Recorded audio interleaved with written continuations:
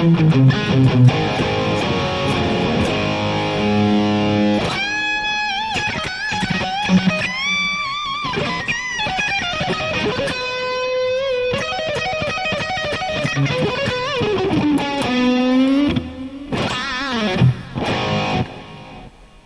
think we are live. I think so. It's telling me we are, and I believe it. Oh, what's up, Christian Browns fan? Frank, Tony, Terry, Music Sound Gear, Dan of NJ, Stratton, CPO, Pete Brown. I can hear my cat scratch fever back there. You hear that?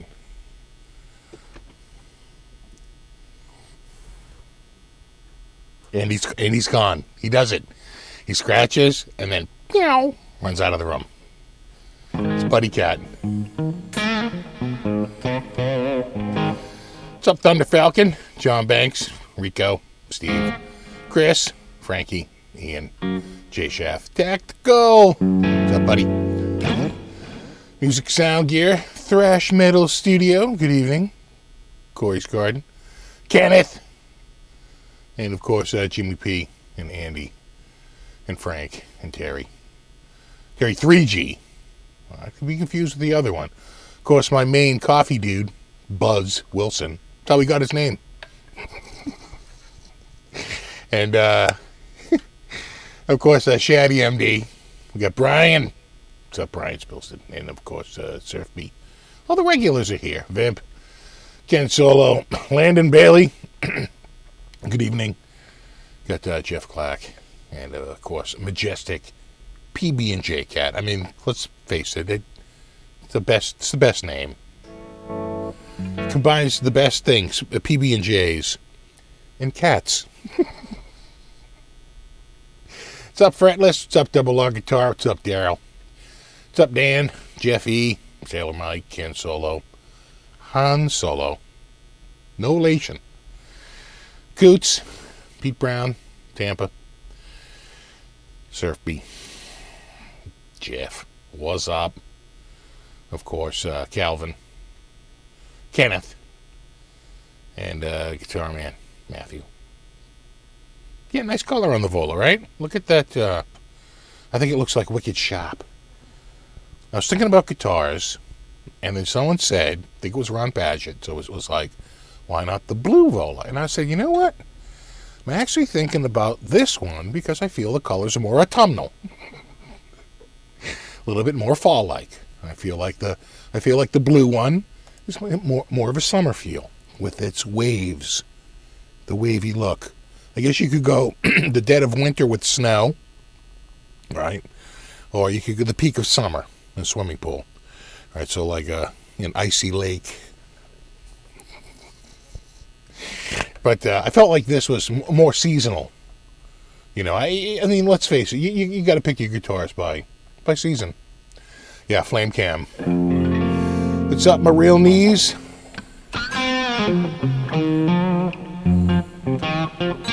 What's up, Strat Tom? Glad to see that you're feeling better. What's up, Melon? What's up, John? And Joe?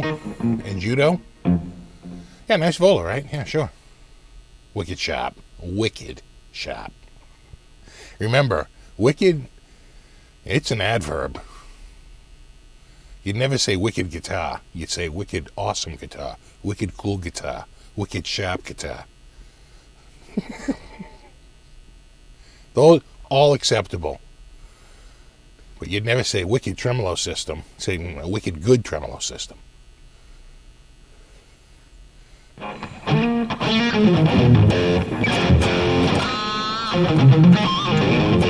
think I'm going to go make nachos, but I should go get beer first. You know, let me just tell you about that. There is an order of operations. I can tell you that I've been starving at times, but I knew at the end of it all, I want a coffee. So even though I'm starving and I should really get started with dinner, I'll put a pot of coffee on because I know it'll be done brewing by the time I'm done making dinner or breakfast or whatever, you know, lunch. And there's no coffee, and I'm like, you don't want a coffee when you're done. It's an order of operations. No, you're right. The nachos need the beer. You got to get the beer.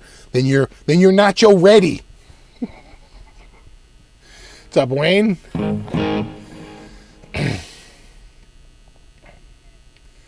Exactly, wicked sharp. Thanks, Jack. Yeah, I think it's a looker. Let's go to Flame Cam. Yeah, that's a good one. Vola, they make nice stuff. And hold on, we'll go up there and we'll show you the back. It's not black. It's like a wicked dark, like, I don't know, brown, burgundy brown. It's a beautiful color. Though a bit hard to capture. Let's see if we can get it down here. Yeah, just darkness. I don't really, yeah, it's just too dark. I think you saw it better up here. I think it was, you see that? It was coming out a little bit more. Oh, right there, see? There's your neck through right there. You can see the mahogany and the maple core. It's got a maple core. It's not super heavy. I think this guitar here, the Epi, is a little heavier. That's a 10. I'm gonna say this is under 9, high 8s. I'm gonna say. That's a guess. That's a total guess. But it's nice.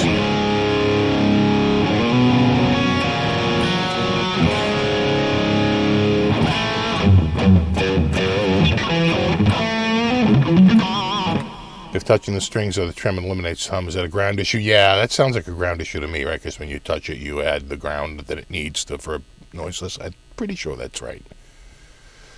That and just having shielding in general. Yeah, it's ebony fingerboard. And then it's kind of hard to see, but it's got this most wicked awesome flames, wicked sharp, wicked classy, wicked classy. With your flame, it's a binding. It's a flame. It's your standard wicked classy flame binding. And it's so hard to make it come out on camera, though. It's like I'm just looking at it here, and I'm not getting good looks. So you may or may not have seen it depending on the resolution of your monitor. But on this little screen here, it wasn't really showing up.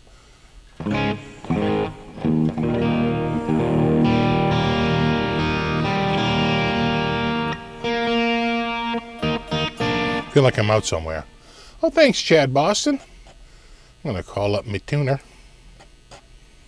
I'll move that over there. Bring this up and just take a little look here. Feel like I'm just a touch out. That's a bit up. And a bit over. Haven't played this in a while. I tuned it up earlier, but it goes through the break-in. Oh, there you go. That actually wasn't too bad. Feel like that's out, though. It said it was in. Are you in or you out?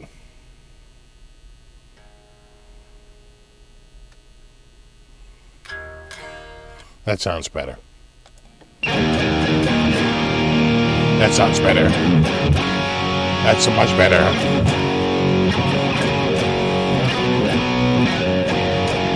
That sounds right. It's like, I know what you're telling me, but my ears are telling me, no, bro. You out.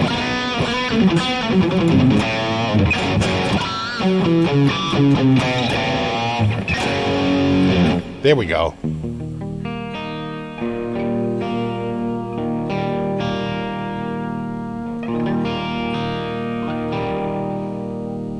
Look, it's that G.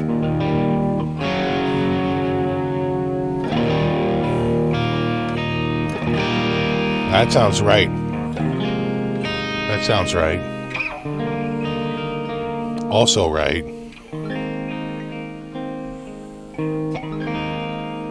That all sounds in tune.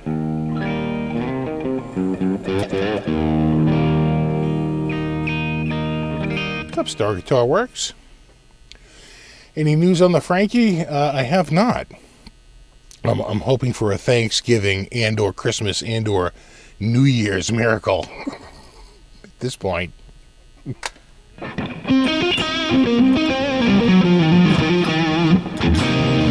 How fine do I grind the beans? It's usually like a medium coarse, like, usually medium.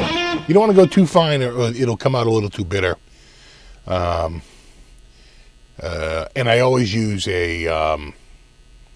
I use a burr grinder, like a real grinder, not a like with grinding wheels in it, not a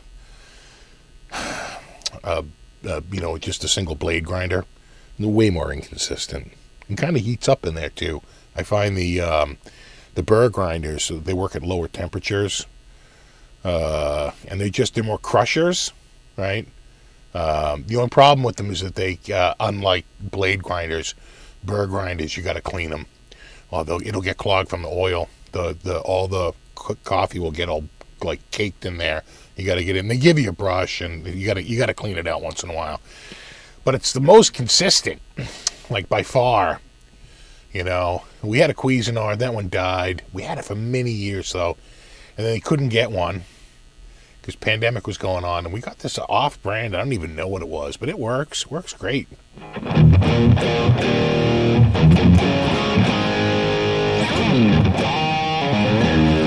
Yeah, it's in tune. Let's dive bomb.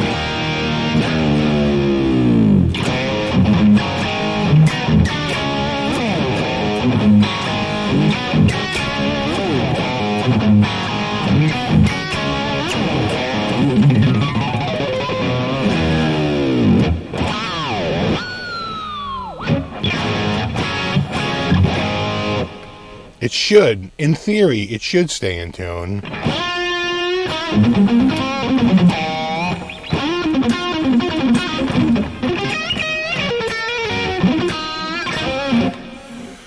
Is it more brown than red? No, I think it's a little, and Bobby would tell you this. First of all, Bobby would tell you if it's darker in person. Don't forget it's under lights right now, and it's lighting it up. But it is red. It's more like burgundy. It's straight up like a burgundy red. Oh, thanks, Buzz. Coffee grinder. Nice. And, yeah, hold on. Our coffee machine I had to just put out to pasture recently. It was still making coffee, but man, it was in trouble.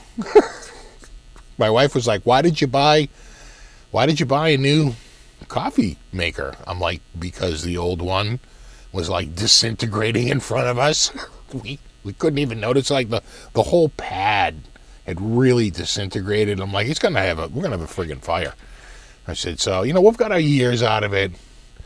The Cuisinart, the queef and fart, as I like to call it, at the end, just blurping out the last of your coffee. Blurp, blurp. And makes a great cup though, and it's got a bunch of features. And I knew where I had to go. I don't know how they do it, but somehow, and it just probably goes to show you the size of both Costco and Cuisinart, is that they seem to have one, right, that nobody else seems to have, and it's got like a couple of extra features, like a cleaner and a gold sputtered filter and all this crap, a charcoal filter, right, and it's cheap. It's like $60, right? So I gotta say, like the last, I think 3 coffee makers I bought from Costco, they've all like been pretty damn good.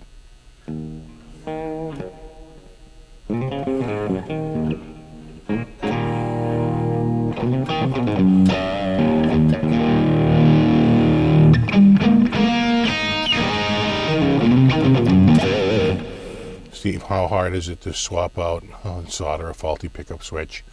I'm wondering if I should try and do it myself or not. Yeah, it's not that hard. Get a good soldering iron. Watch, if you've never soldered before, you're going to need a few items. It's not going to be cheap, but it's going to be probably cheaper than bringing it to someplace. But before you unsolder a single item on that thing, right?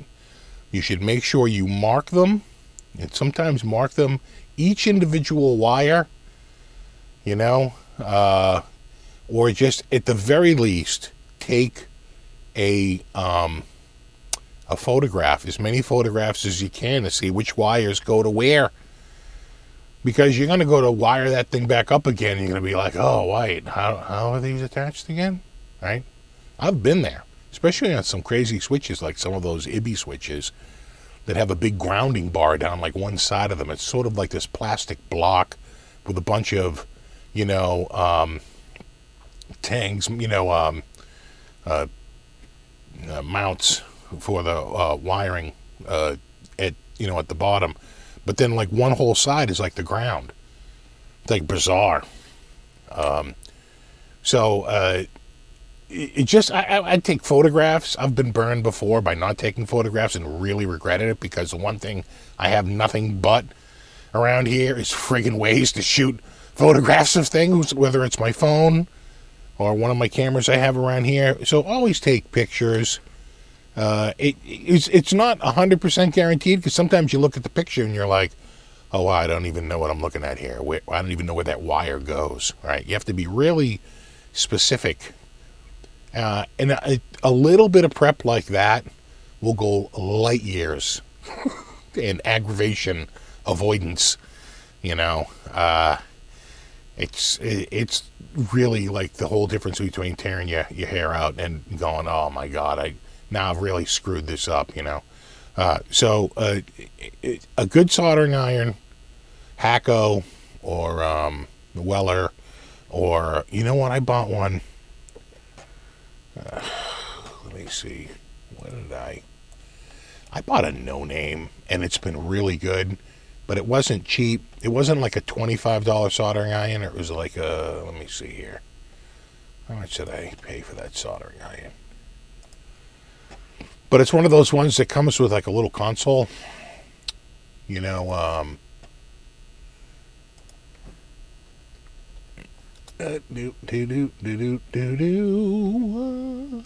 Yeah, 65 watt. I bought a Tiswall. Tiswall, 'tis the name. I don't even know that it's, is it even available? I think it's out of stock now. But, yeah, that's the one I got, right? So it's like, it's got a little, you crank up the temps, usually crank it up around 350 or so, and that's plenty warm, like right up at that noon, right around noon. And it comes with a bunch of tips, and they are the same as Hacko. So you can buy the tips are just sort of okay, but you can buy a Hacko tip, which is much nicer, and just throw it on. It's the same size. And I want to say I paid $60, $59. You'll find one on there the same thing. What did I pay for it? Hold on. I hate it when they don't show you because they don't have it in stock. They can't show me the price. What did I pay for that item? $29.99. $30. $29.99. Yeah, it can go from 392 to 896, but you don't need to go that hot. Here's what I found: it tends to need a little bit warmer than you think, and don't skimp on the heat. You can always dial it down, but you can't dial it up if you buy something weak, right? So that's a very long-winded answer, but good luck. You might want to get a set of helping hands, a little bit of alligator clips, things like that. But for the most part, a switch is not that bad of a solder job. And the other thing is, about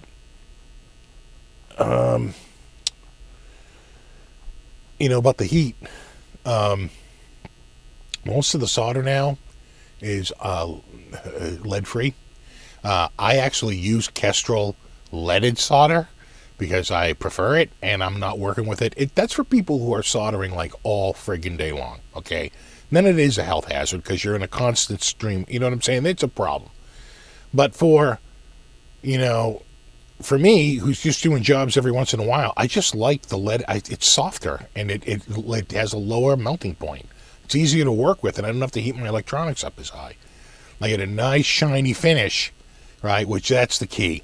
If you take that soldering iron away and that thing goes very, very, what I want to say, like satin finished, that's not a good job. When you take it away and it has a chrome, like a shiny finish, gloss finish to it, good soldering job. And one other thing, it wouldn't kill you to buy a little bit of flux, too. Although most solder has some flux has a rosin core. Getting a little bit of rosin flux and fluxing up them things before you get there is a good way to just burn off a few impurities. I feel like it makes a really nice, strong bond. It burns off very quickly in the heat. And I just, especially when I'm working on like a brand new back on a pot, break out the flux, bro. I just think it works better, So, if you don't mind the lead poisoning, I recommend leaded solder. I get the Kestrel stuff. I think it's really good. In fact, I could probably, hold on, I can show you the exact one I got here. I got it off of Amazon. Where did I get it? It's a little tricky because they don't want to sell you the leaded stuff. You don't have to get it. You can just use the lead free, but you're going to have to turn the heat up a little bit. Solder.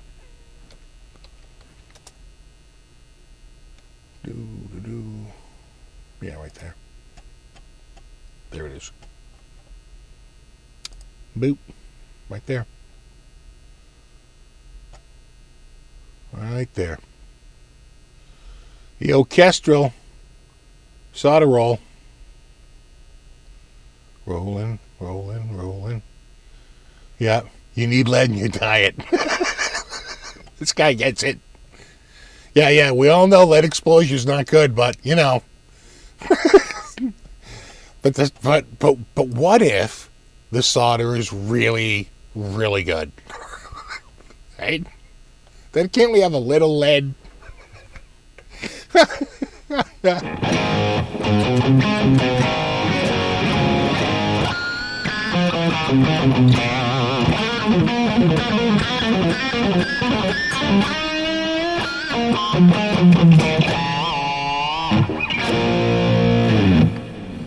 You fried a few EMG pots, getting them too hot. Yeah, you've got to be careful with that. Oh my God, yeah. Especially on pots.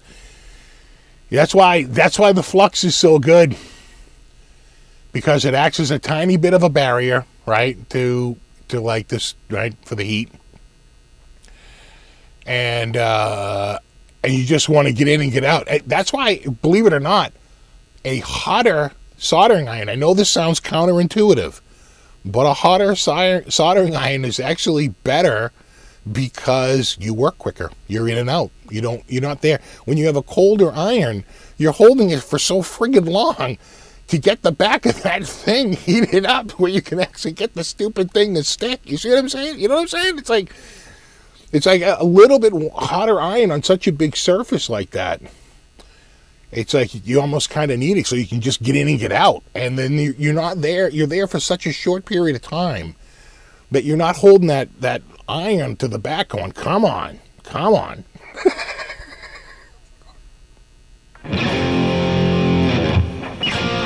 What's up, Blind Eye? I mean, lead's organic, right? Yeah, exactly. It's like Dr. Hieronymus on the GM case explaining how friggin' silicone is a naturally occurring substance. Sure.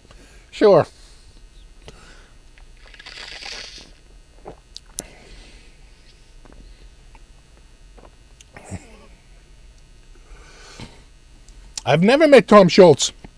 I did see him at a Gulf station putting gas in his BMW 8 Series.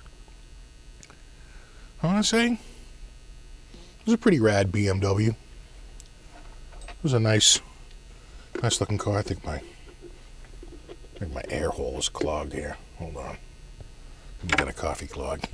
I am so friggin' beat. I was out doing the leaves today. What a friggin' nightmare. Although we had plenty of sun, we woke up around 35 degrees. What's that, like 2 or 3 degrees in the sea world? And got up to 40.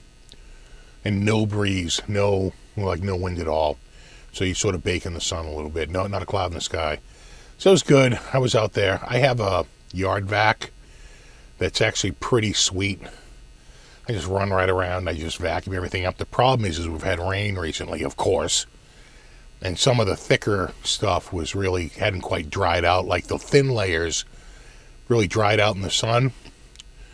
But the thicker stuff, the bottom layer was still wet. So, it gets all clogged up. It's a friggin' nightmare. But I made like 3 trips up to the dump today. And it was a lot.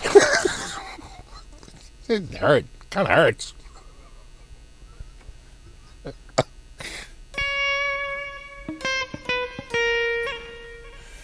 Oh yeah, we have the foliage is towards the end now, where it's sort of past peak now. It really just depends on the trees.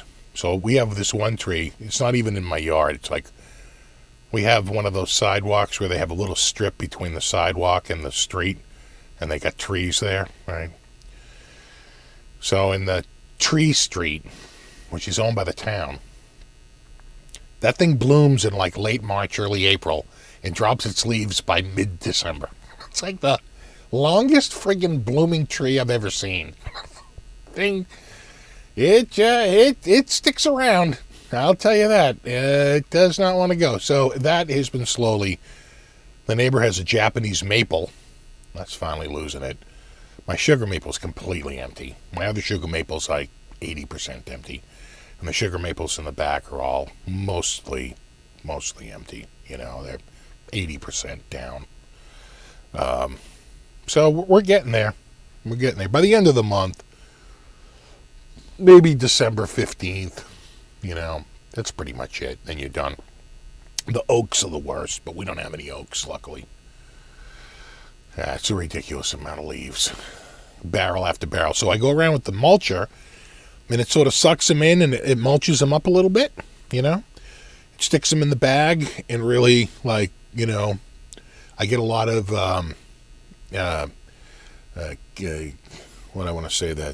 compression, right? Really condenses it. It's like it's not 16-1, it's like 8-1 ratio or something like that. But then I empty it out on a tarp, and then I do that a few times, and I get like a big mound that's really heavy because it's so dense. And then I got to throw that in the trunk of the Impala, which, it's not quite the same as opening up the back of the minivan, let me tell you. Oh, thanks, Thunder Falcon. Looking at a used Volo Luna. The Luna's a nice guitar, but it's a small neck, dude. That's it's not quite Ibby Wizard, but it's the son of the Ibby Wizard. Those that you have or currently have. What did you think of the Luna? I like the Luna. The Luna is very Ibby-like. It's got the thinner body. It's very much like a Sabre. That's a really nice guitar. But I'm telling you right now, that's their thinnest. That's the thinnest neck in the lineup. So if you like a thinner neck, you'll love the Luna. If you want a thicker neck, then you need some of their necks are ridiculously thick though. So it's all relative. Right. I think they're sort of, they're trying to come to a happy medium with this latest V3 series. But I think the Lunas were pretty thin. The Blazes were pretty thick. I mean, those things were beefy. Really beefy. And then and now they're trying, the Oz was supposed to be sort of the middle ground, right? I think the Aries has the thinner neck too, right? The Aries and the Luna. So it's like a similar or the same neck. and then the Oz and that stuff was supposed to be like a middle ground, right? Because I think they saw the Blaze as metal, and the metal guys like the big chunky necks for some reason. So I think that now they have the Oz series is sort of the middle, but I love the friggin' Luna. I played, I think, an orange Luna when I was out at, I had one here, but what color did I have here? Did I have the green one? Now I even forget what I had here from my Luna. What did I have here? Did I have the orange one? Did I have the green one? I can't even remember the color I had here because I've played a few of them. You know, I've seen them all because they get shuffled around, right? These are the guitars that get shuffled around to the demos. And they had one out at Colorado when I was out in Denver doing that Clinique, you know? Sailor Mike says, hey, that's what I did. Ray leaves for now, yeah. Cold enough there to tap a maple? Yeah, but you don't tap maples till spring. That's a spring thing, right? It's going to be cold at night and warm by day. That's sort of a March thing, right? March, April. Yeah, you know, you could hit a home run with a few of those bats. No, there's some Louisville sluggers. That Blaze line was particularly thick. It was that's a man's neck, baby. That's for somebody with big hands. But believe it or not, when I was out at the not Chicago, Dallas, the Dallas Guitar Show, I think Greg had to go, pee, and so I was, holding down the booth. Well, he was away, happened to be there, just playing a guitar, and somebody came up and they were like, I think they picked up the Luna, and they were like, oh, no, and I think the Aries, no, this has the shred neck, I don't like this, right? He was there with his wife and his kid, and I was like, see that one up at the top there? There was a Blaze. I go, see that one up there? Give that one a try. And he picked it up. He was like, oh, I love it.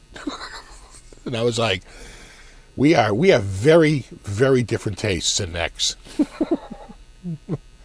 Hey, what's up, Bobby?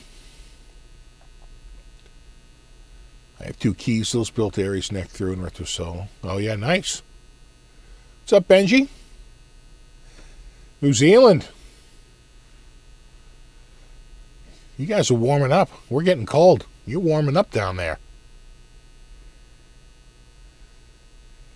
Tactical says completely for thin necks. It really is a matter of preference.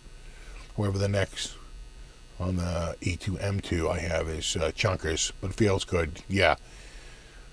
I've got a few guitars with some chunky necks, but I can. It's not that I can't play the neck. I just prefer the thinner neck sometimes, but you go through changes, and then all of a sudden it feels a little too thin. Then you're playing more of like a medium neck, I would say that I don't even mind it thicker front to rear. I have more of a problem when it's side to side, right? When they're wider necks, and I'll give you a good example of that. In 2015, when Gibson was doing the 0 fret, to accommodate that 0 fret, they made the neck just a smidge wider. I mean, it really wasn't that much of a difference, but wow, when you picked it up, you're like, wow, this neck feels much, much bigger, even though it really wasn't. Captain Anderton, the captain, talked about that one time, how they had these 2 different necks and how one felt ridiculously larger than the other, and when they measured it, the difference was 1 millimeter. And I'm like, I'm telling you, people were killing me for 1 millimeter. I remember saying one time, oh, this neck, it's so much bigger. It's at least like 1 mil thick, maybe 1.5 mils thick. And people were like, 1 mil, that's nothing. I don't know.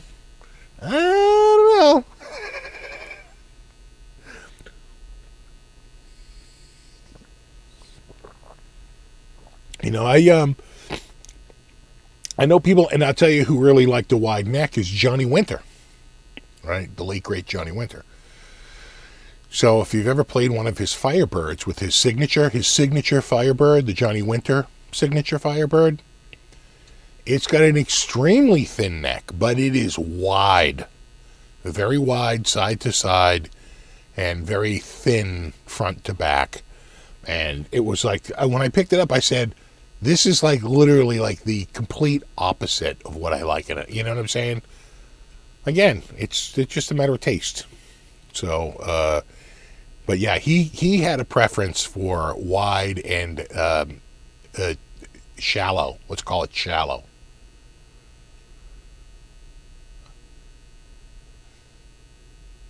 Like the neck on your Wolfgang Standard. I like the neck on the Wolfgang Standard too.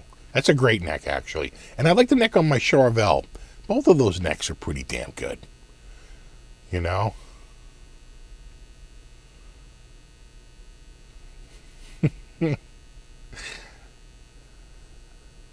Yeah, and guitar is 1 millimeter. There's a difference between heaven and hell.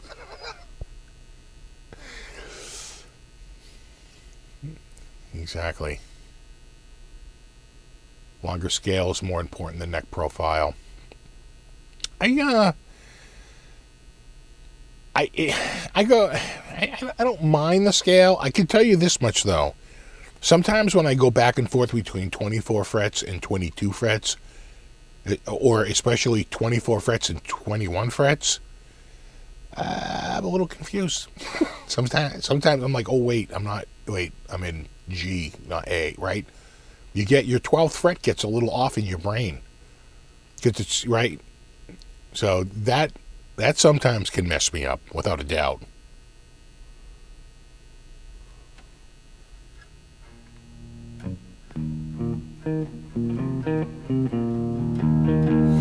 I haven't been in Guitar Center lately. I've been meant to go a couple of weeks ago, but I never got out there.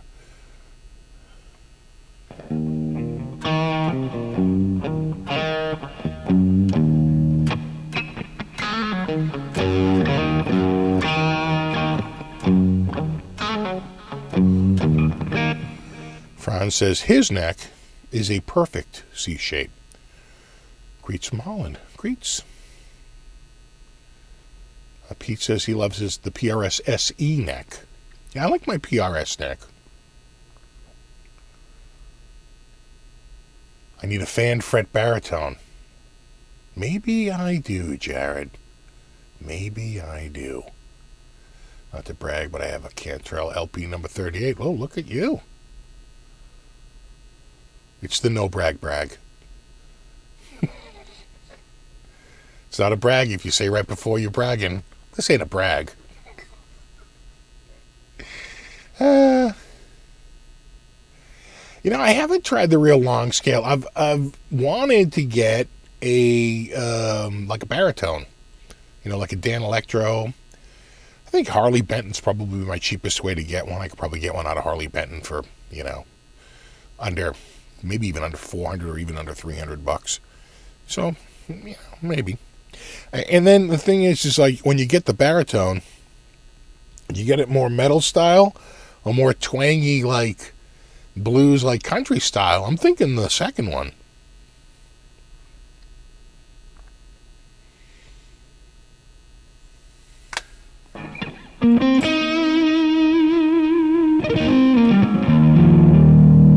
And exactly, it ain't bragging if you can do it.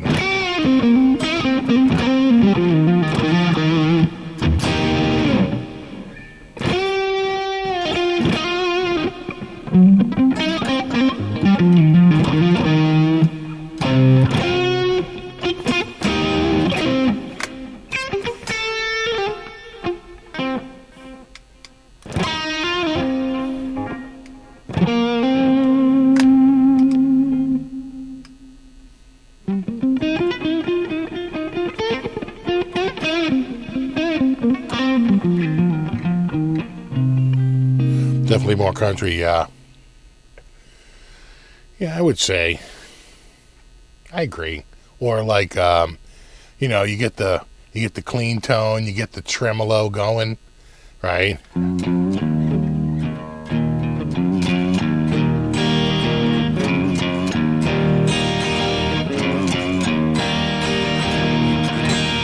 You know what I'm saying? Any opinions on the Fractal Fm9? It looks pretty awesome. I'd love to check one out. That's their new one, right? The new of the new. And They actually just updated their flagship too, right? Didn't they come out with one with, I think, a little bit more horsepower or more RAM or something? And that floor unit though looks pretty sick.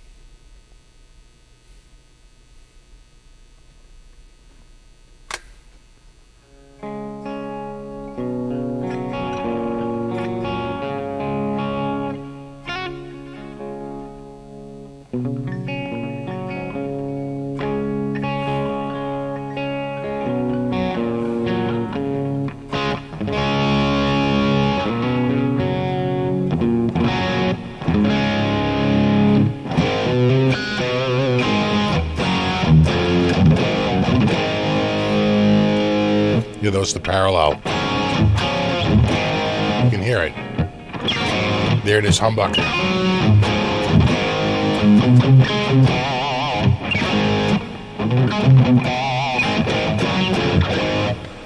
Yeah, see the FM3 when that came out, that one I did see because they were at the there was an amp show in Massachusetts.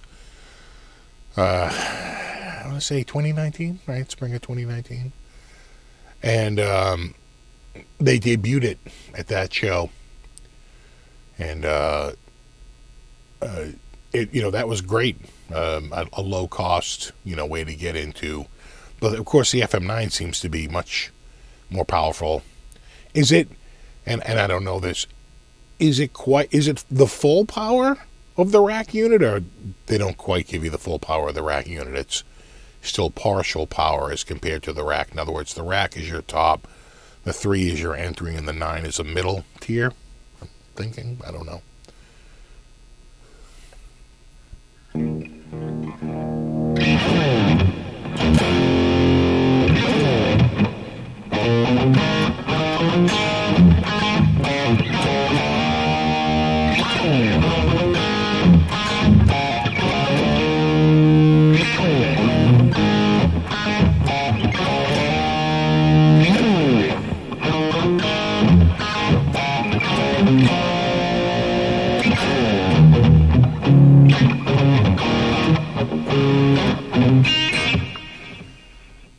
Yeah, I like the dots on this one.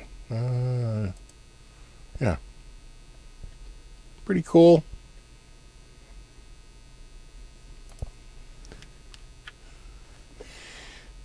Am I usually tuned down a half step? No. I kept this in E for the longest time, and then I did a with who did I? Jay Parmar. He was doing like a Vola jam, and of course he did it in E flat. So I had to retune this whole guitar. And the thing is with a floating trem, you know, you've got to adjust the springs, which I did, you know.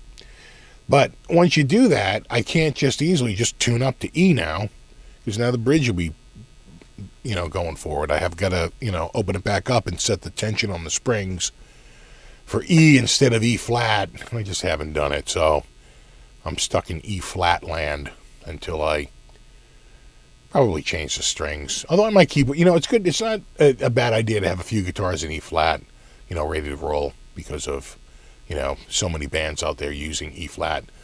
You know, pretty standard.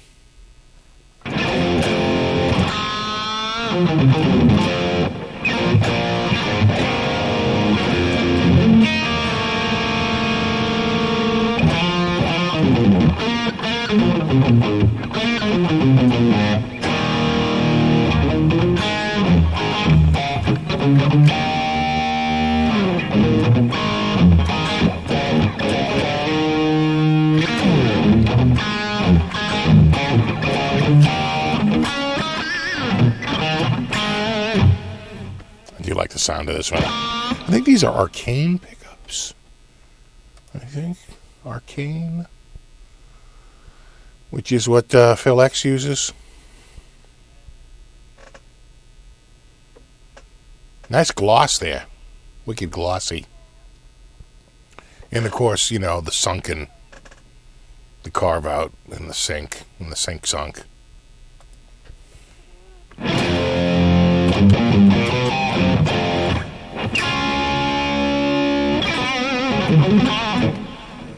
I think, Stevie Ray Vaughan, was he E-flat? And was it because of Hendrix? I don't know, because when I play to a lot of Hendrix stuff, it's in E, you know?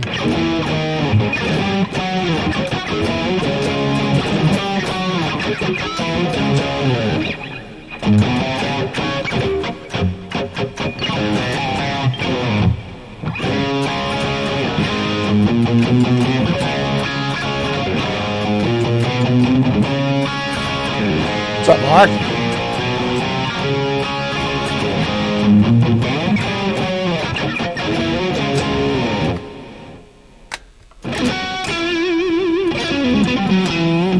You ever see Phil X do that too? You know, it's like...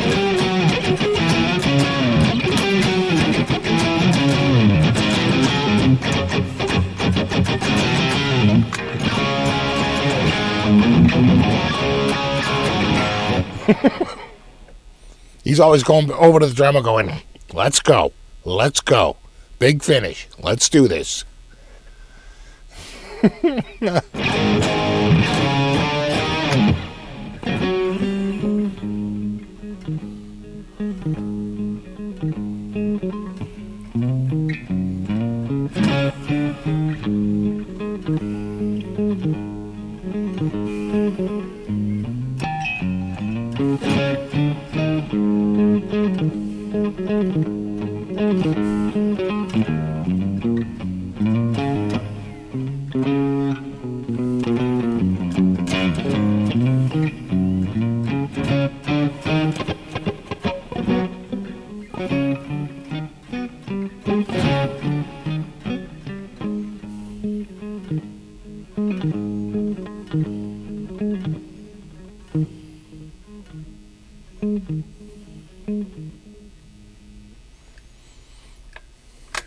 Surprised I don't use E-flat more because Van Halen used it. Yeah, true. But not in the early years. They were still standard. I don't think they went full on E-flat, I want to say, until like the third album or so.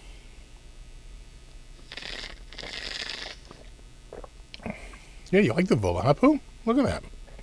Let's go to Flame Cam. Yeah, sure. It's got the flames. These flames.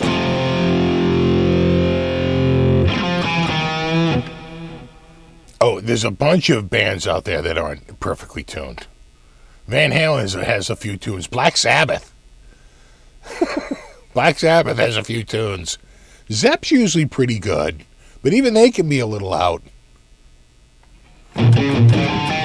You wonder if they're tuning to the, like an organ or something, that they just can't get in tune. So you tune the other instruments to it.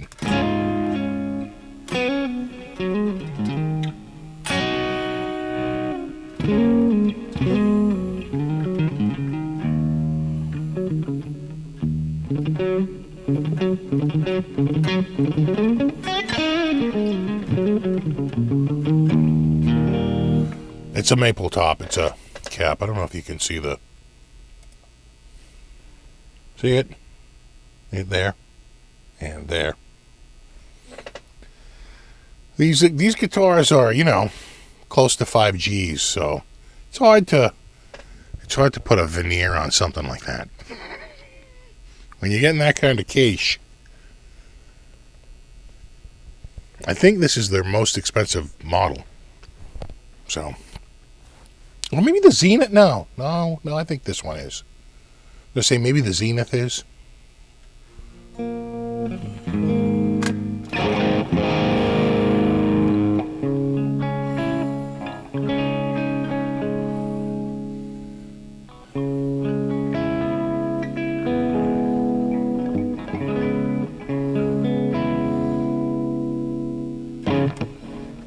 Yeah, ebony fretboard, and they get the flame binding. This is from their custom shop, all handmade custom shop.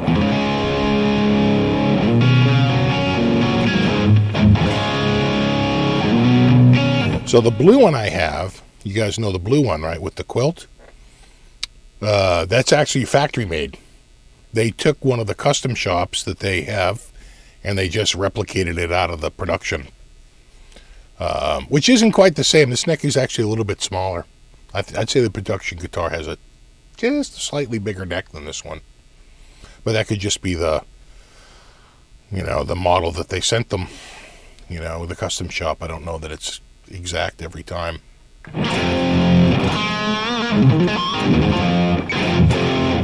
Exactly, flame maple binding. Exactly. Up in Boston, we would say it's wicked classy.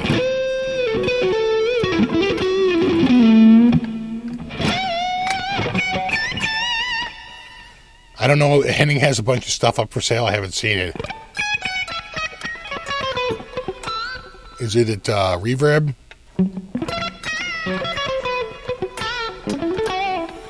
So what was the big sale of the week? So, as a lot of you know, I use the Vola software. And I don't have any inside information. I haven't received any emails. And the Vola is the one company that... I'm the Vola. THU and Overloud is the one company I really have never dealt with ever. I just use their products because I like the sound of it. This is the week. This is it. If you want to get THU, the probability of them having a sale this Friday is like almost 100%. I don't think they've ever missed a year since I've had this product. And I want to say the retail right now is $299 or like $319. And usually when it goes on sale, it's under $200. Maybe it's $189, $179, $169. I don't know. I know that it's gone down as low as $139, but I wouldn't count on that because I think it's been a few years since they've gone that low. I want to say the last couple of years they've been like $169, $179. But still,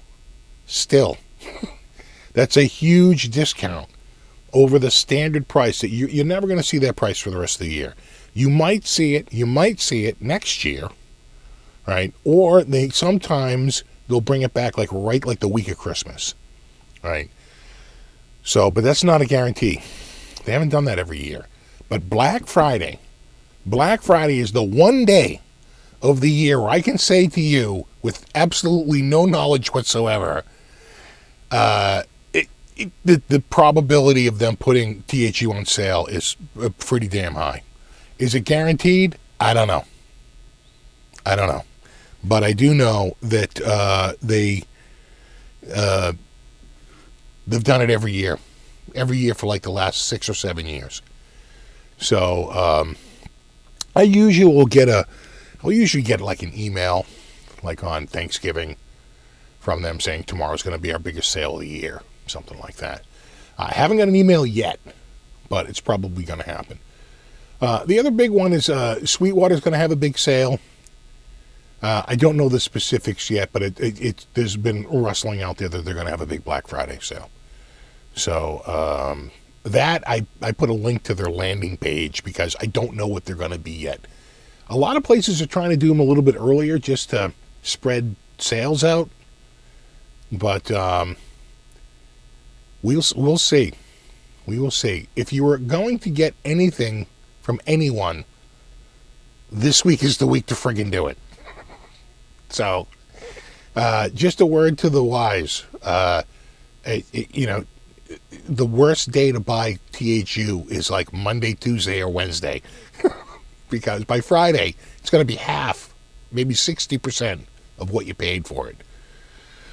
So, just keep your eye out for that. If you did want, a lot of people ask me, what software do you use? Blah, blah, blah. I'm always like THU. But, a lot of the software packages are $99. And they're $299. So, they're not cheap. But those ones that are $99, don't let them fool you. That a lot of the stuff you have to buy after the fact. I don't know what they're getting for it, but I want to say it's like $500. Like what are they getting for like IK Multimedia? I think they finally did like a max one where they just included every amp. Because, people were tired of the constant nibbling, right? It's like I buy a piece of software and I'm constantly having to buy more crap for it. Now, don't get me wrong, THU does the same thing. But those are rigs. That's profiling. It's a whole different thing, right? they still give you like more amps than like anybody else. They load it up. So, and if you do get THU, almost every week, usually, I try to include in almost every video, probably 80% of my videos out there will have a link in the description for at least the last year or two for the patch bank, right? And just remember, I have so many people that come to me, it doesn't work, bro. Your patch bank doesn't work, bro. And I'm like, stop trying to import it into the patches, bro. It's a patch bank. Go up to the bank area, right click and import it. See how that works out for you. And they're like, oh, all right. You are correct. So, I don't know. We don't have a lot of sales information yet. Usually they start popping around Wednesday. Certainly by Thursday, everybody's got their alarms going off. Big sales, big sales, big sales. And but this is it. It's all it's all really based around that stupid one day.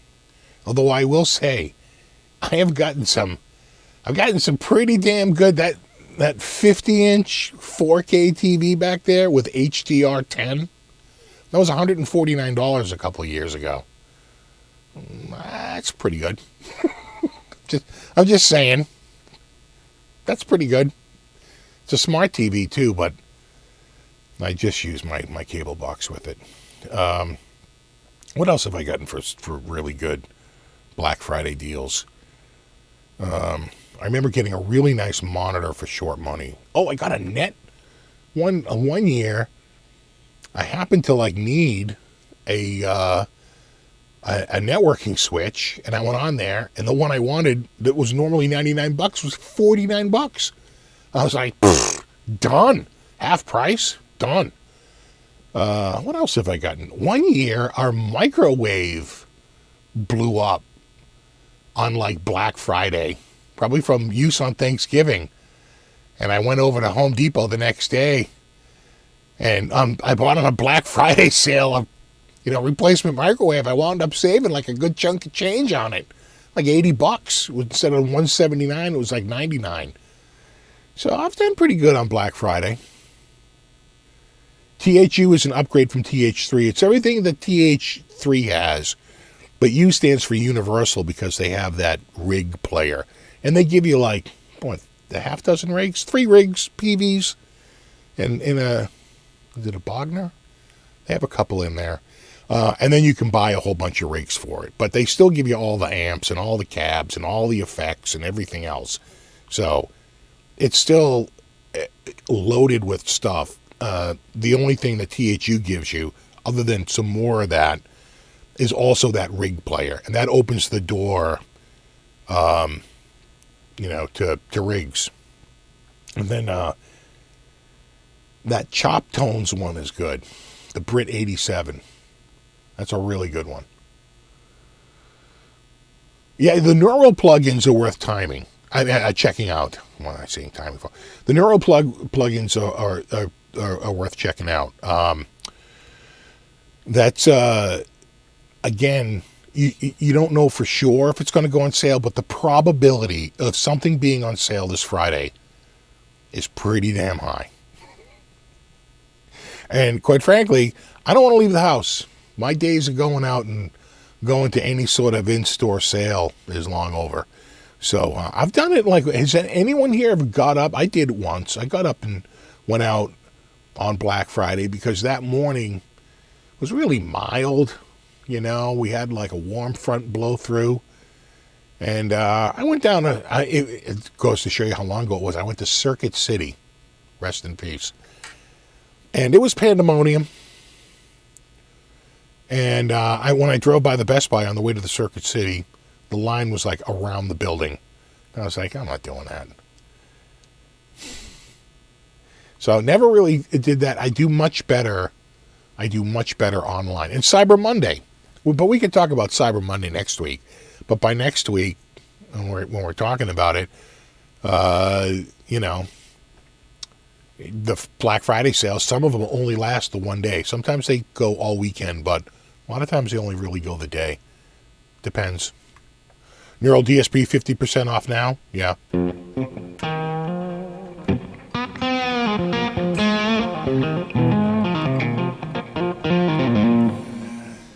Yeah, so Neural is one of those that is,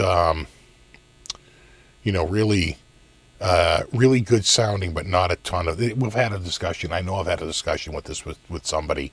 It's like they give you a ton of stuff and it sounds like garbage, or they give you very few items and it sounds really, really good, right? Like Amp Hub or like Neural DSP, right? Those both sound like really good. But some of them, when they really load them up with like infinite stuff, THU is one of the few ones that actually sounds pretty decent despite having a whole bunch of stuff. I think Amplitude is just sort of okay. Again, I don't listen to Amplitude through speakers. Sometimes I think these are tuned for studio speakers and I'm listening through headphones and it's doesn't quite carry the same. But I don't know, when I listen back to my online stuff, I don't hear anything even remotely as good as what I get out of THU from those other packages. We've done this, dudes. How many times have I said, let's check out this software, let's check out that software, and we load it up and everybody goes, go back to THU, right? I mean, we've done this a few times.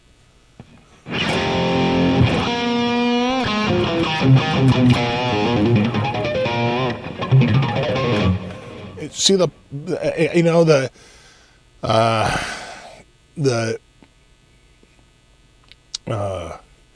I know, Circuit City, right? The positive grid stuff, again, I didn't think it sounded that good. It sounded much better once I got the effects going, right? Positive good bias effects sounds infinitely better than bias by itself. But again, I'm listening through headphones. Same with, what's the other one that I have there? Not Guitar Rig. I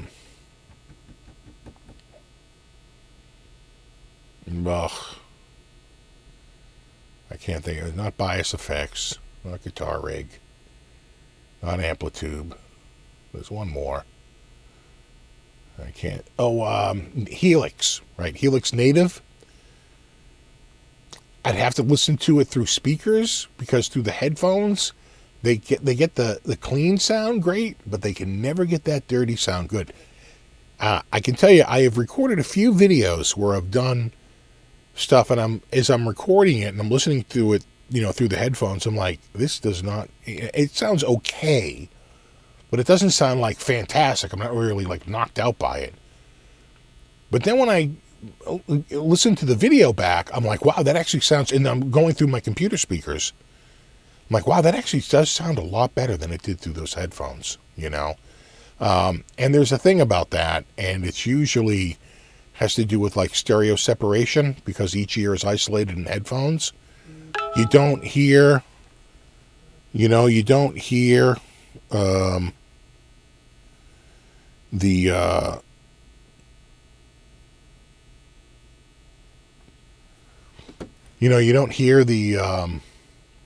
crossover, right? So when you're sitting in front of speakers, each ear hears both speakers, right? There's a certain spatial.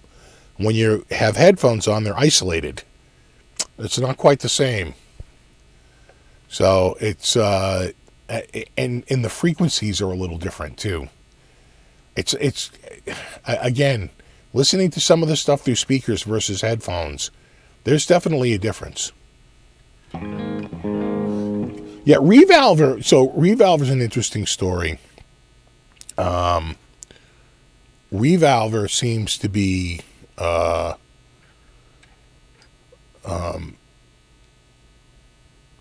they were bought by a company called AMR, I think.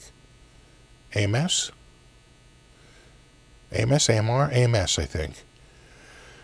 And they got bought again, and I think they're going to break off from PV. They're broken off from PV. And although they're still going to license all that stuff, they're still going to be able to have the authentic PV stuff. I think they're gonna have a whole new release. They're, basically a reboot of the product in the next 12 months. So I'd stay tuned for 2022 with Revolver. I think you're going to see a Revolver reboot. I'm looking forward to it.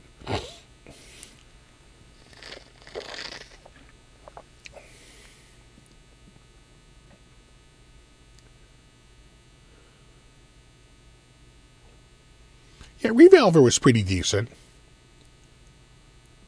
Right now I'm using THU, and to stream it I use OBS.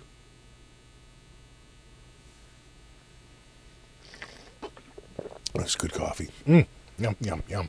Yum, yum, yum.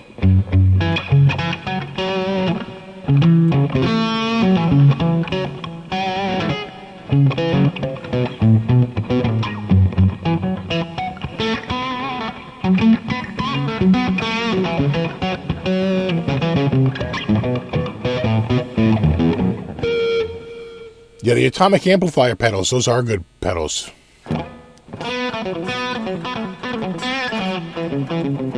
Oh my God, what's up, Flipside?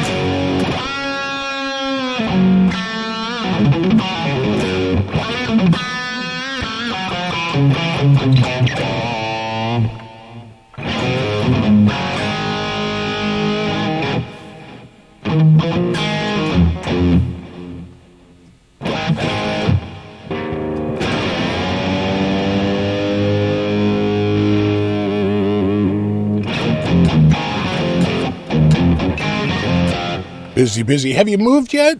I know you were thinking about expanding into a larger.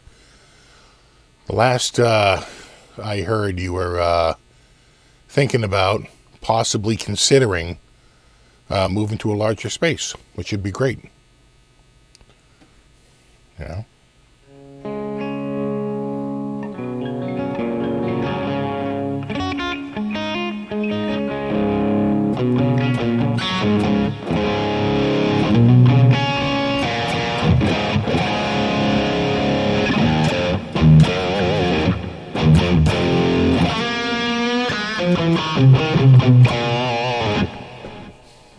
Nice.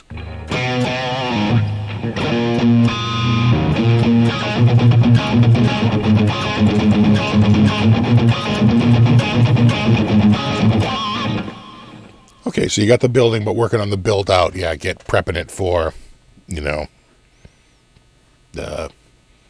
student rooms and inventory and the various areas of gear. The gear is.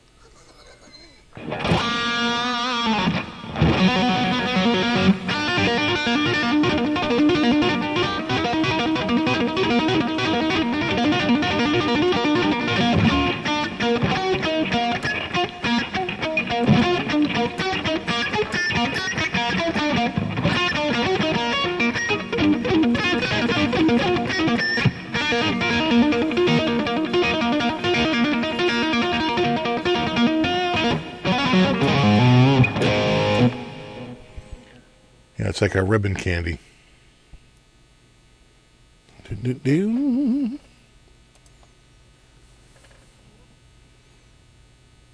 It's a look.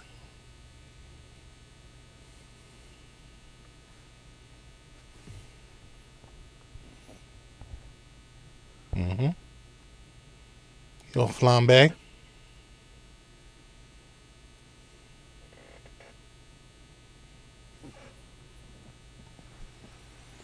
Ba-do-do-do-do-do.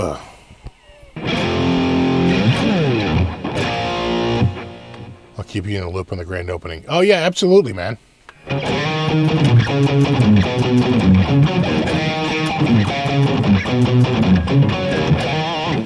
So the two buttons here,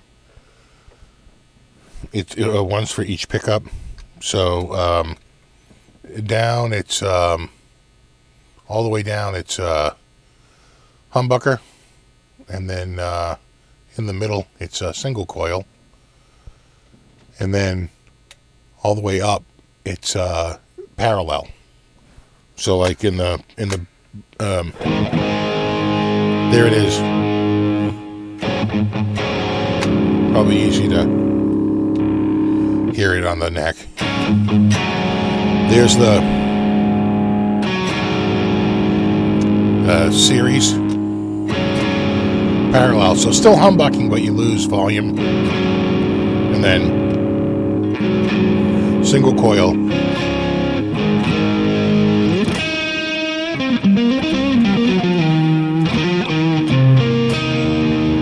So single coil.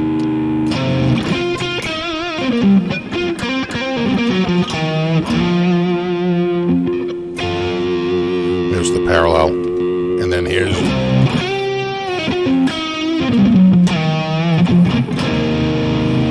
the series, which is the loudest of the three. That's got the strongest oomph.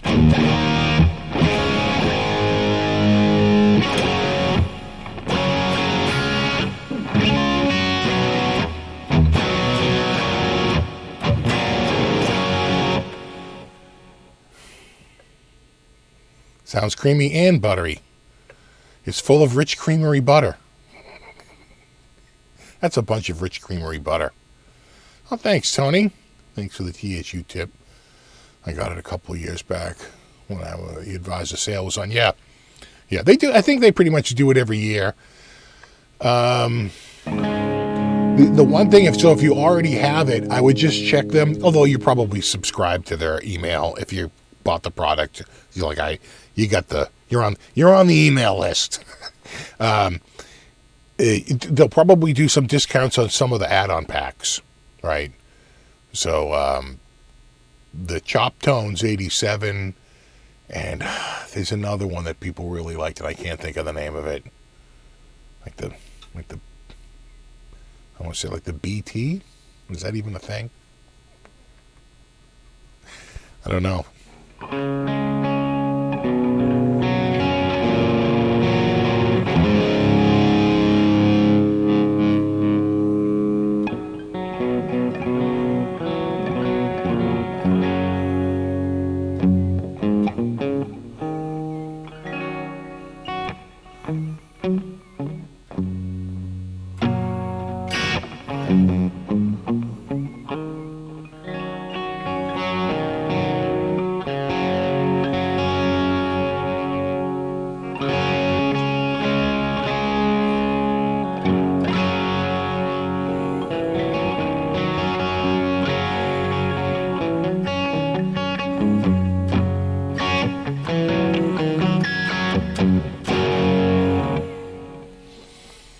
Okay, so JRG says the Chop Tones Friedman BE50 is good. Well, I'm sure, yeah.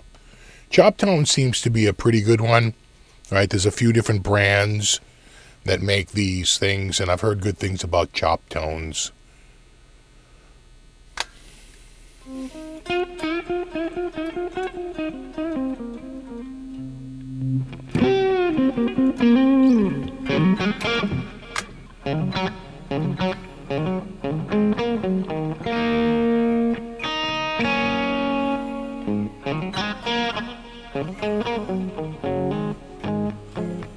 No.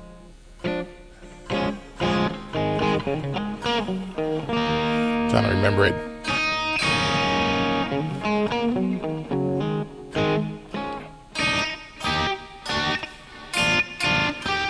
I forget it. It's like a little double stop there.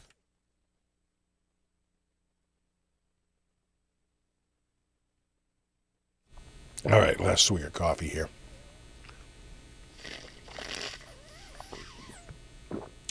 What's the fine print on the headstock say on the back? I don't know if you can see it. Can you? It's kind of upside down, but it says Made in California, USA. And then it has a handwritten serial number. Right? Yeah. Yep. I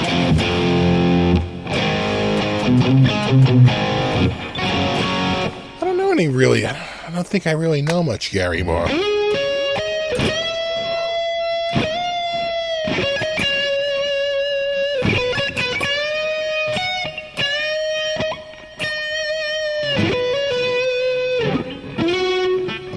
it?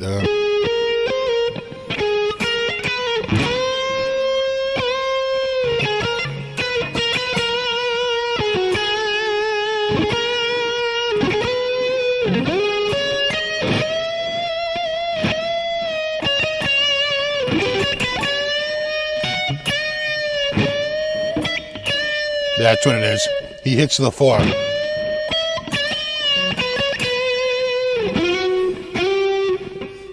I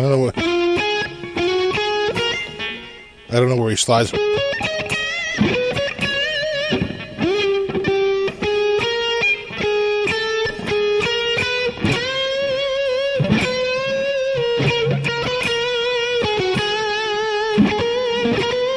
Something like that.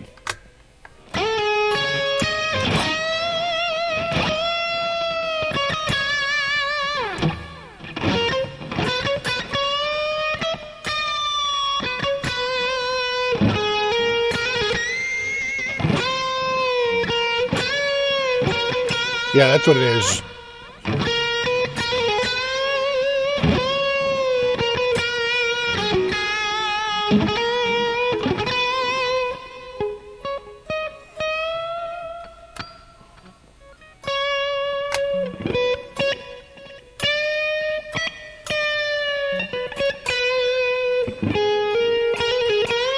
I think it's, yeah.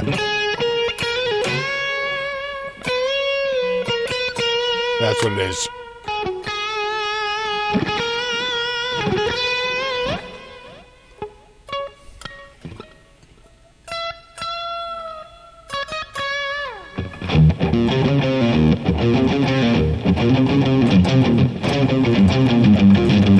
What was it?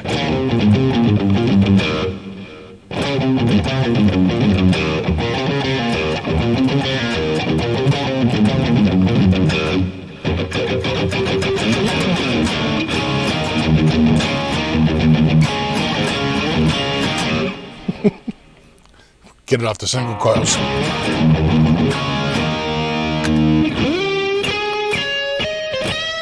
The shaman face.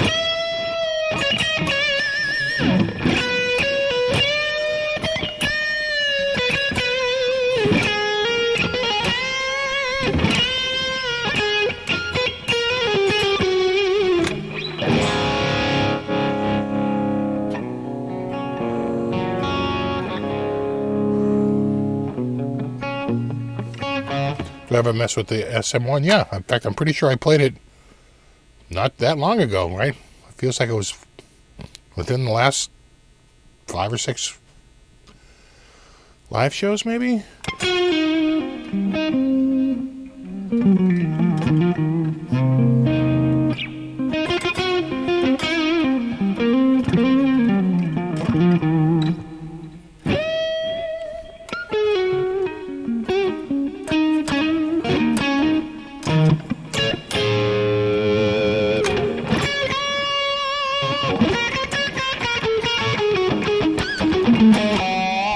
Exactly, Twisted Agony note.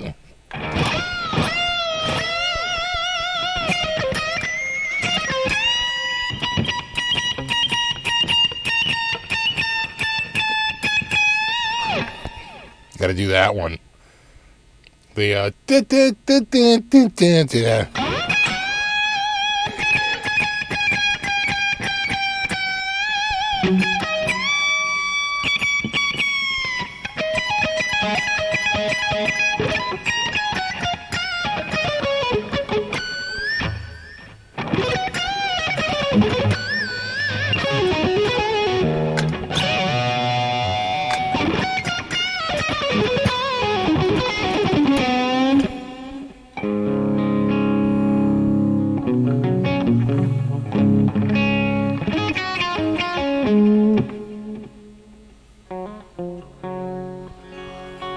exactly, guitar face.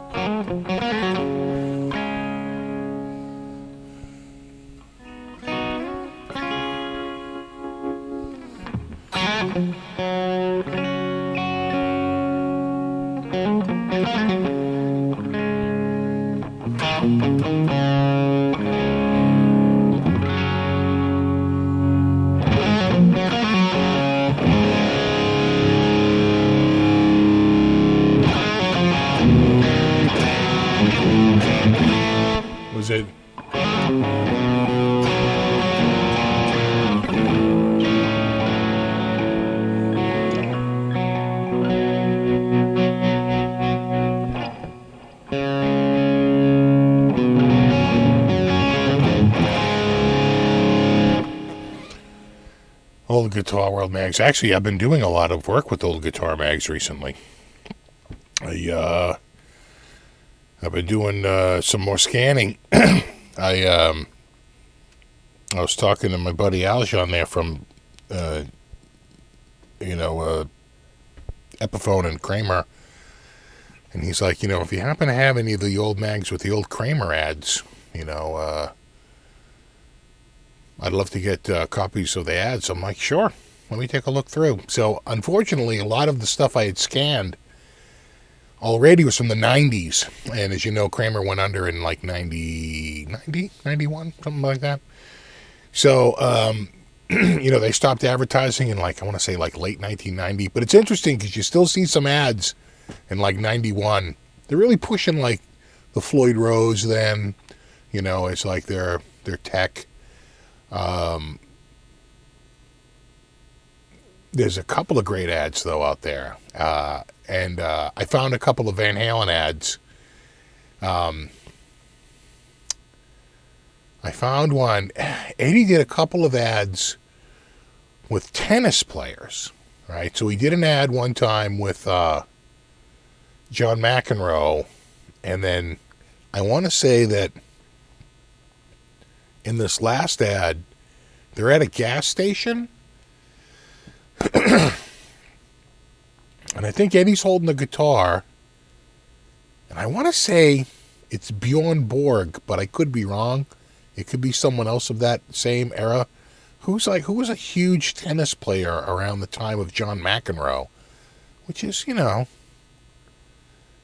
to remember that they went out in 1990, so this is 88, 89? I think it's Bjorn Borg.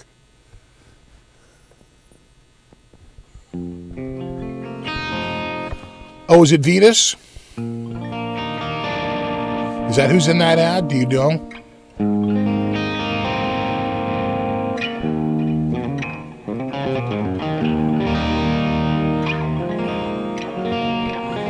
I don't think it's Jimmy Connors. I know what Jimmy Connors looks like.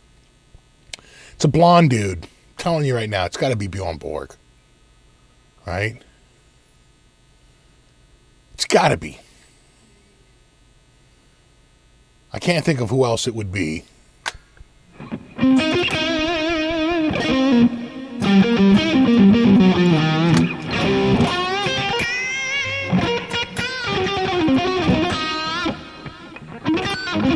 I know what Andre Agassi looks like. Definitely wasn't him. Oh, Boris Becker. Oh my God, that could be that. You know what?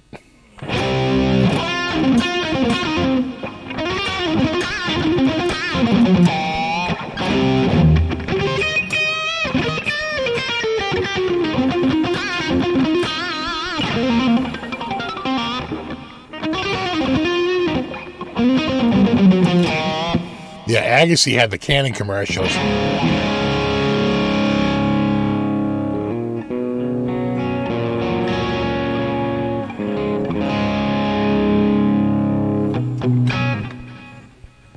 Yeah, let me see. I wonder if someone has the ad online. Kramer guitar ad.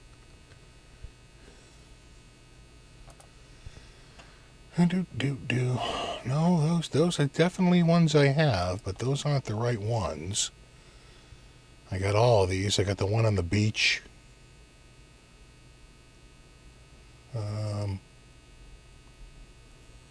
Where's the one from the gas station? A lot of ads.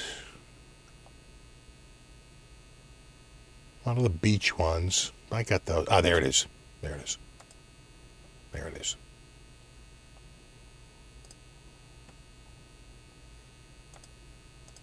Of course, you can't see it. This dude's scanning it and selling it online.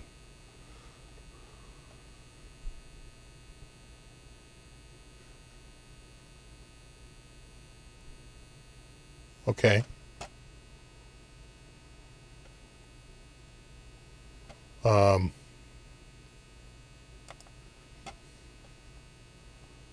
Who dat?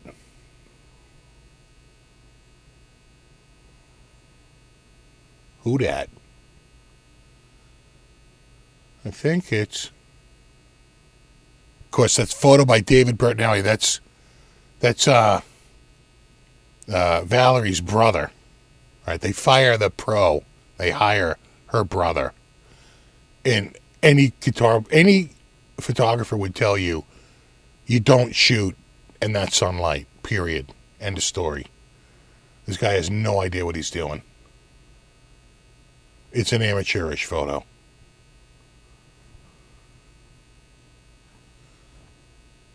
All right.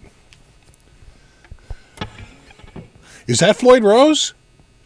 Is that Floyd Rose? Is that who we're looking at there? Who dat? Who is that? Oh, I wouldn't go anywhere without a Floyd. There you go. There's your answer. You're right. I think the correct answer is that's Floyd. That's Floyd Rose. Yeah. Yeah.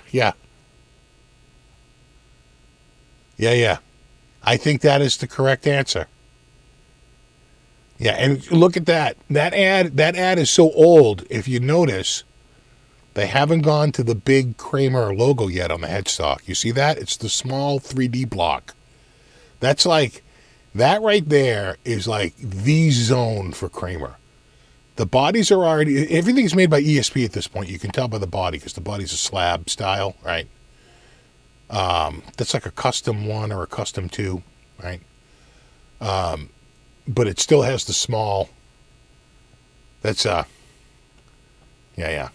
Anyway, let me get over here and get back to the, yeah, I have that ad like 2 or 3 times. I've been scanning through. There's another one. Oh, let me see. Let me see if I can find it. It's a great ad. I forgot about it, and the second I saw it, I laughed my ass. I forgot all about it.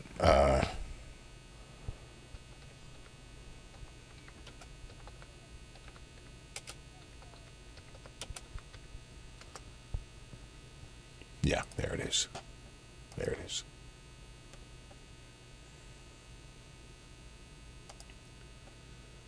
It's on Pinterest.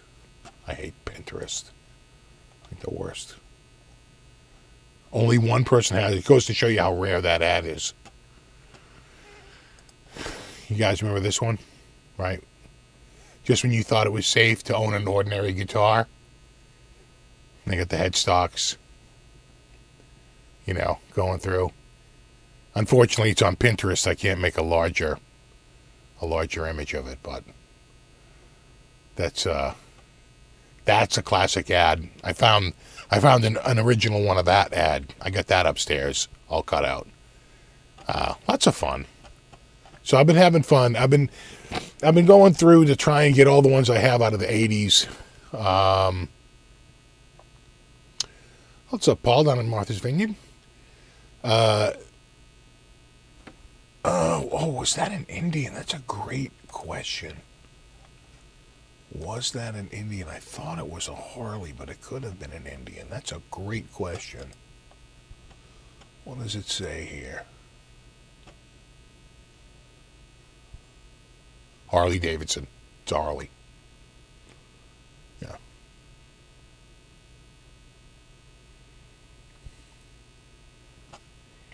Looks like a Super Glide or something, right?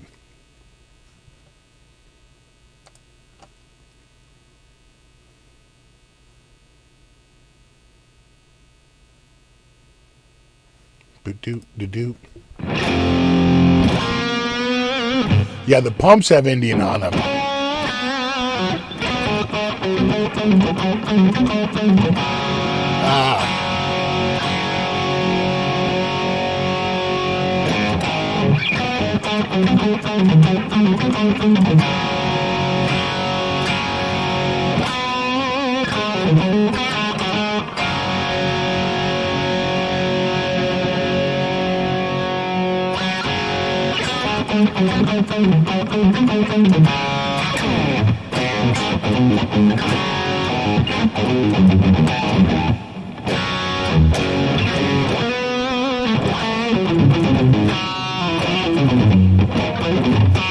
Yeah, right. Yeah.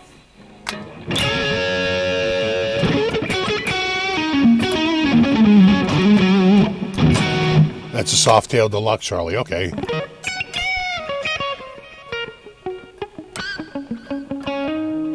Yeah, smoking a cigarette next to gas pumps. What could go wrong?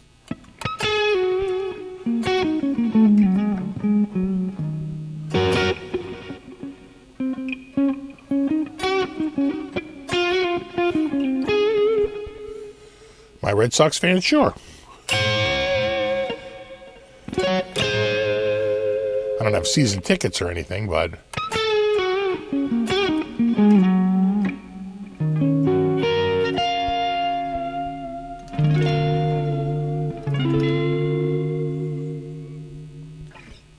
Am I out? I'm out.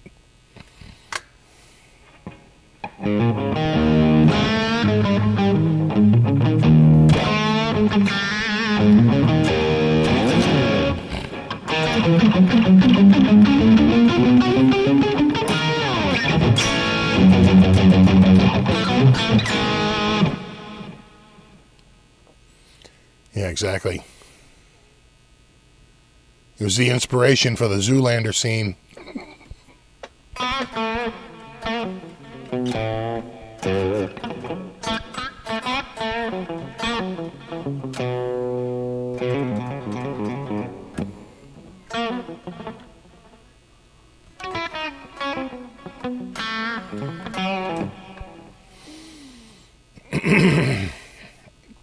The binding is flame maple. They went with a natural... It's a little hard to see on the camera. I don't know how much you're going to make out what the look of it is, but it's got a flame... It's a flambe. It's got a flame maple binding, which is, indisputably wicked classy.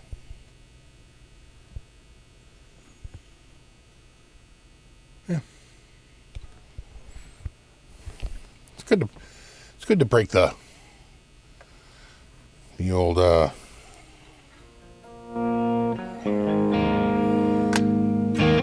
vola out once in a while.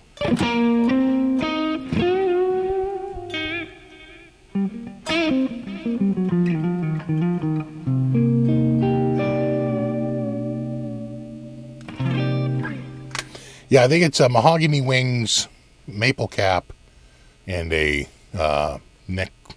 maple neck through the koa. Right there, you can see it.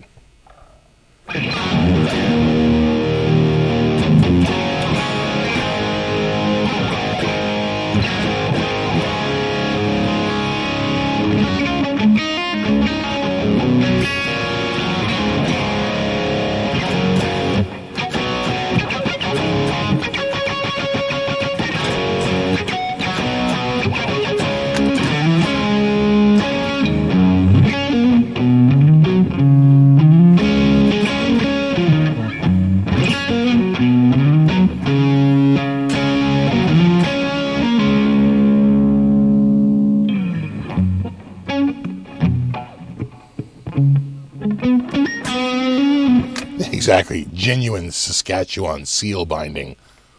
Clubbed by hand.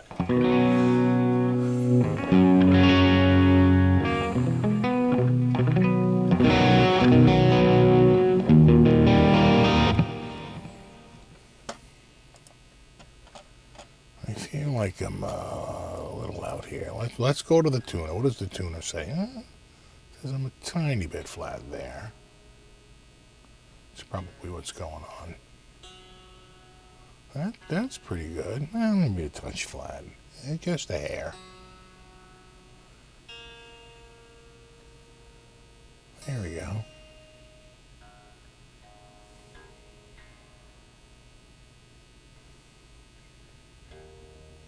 Do.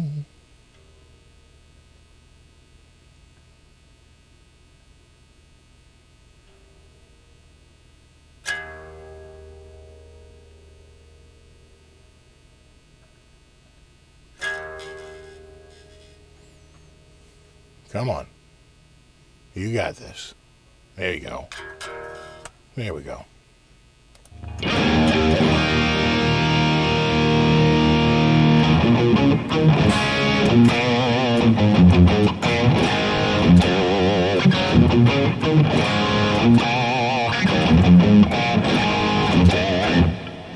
All right.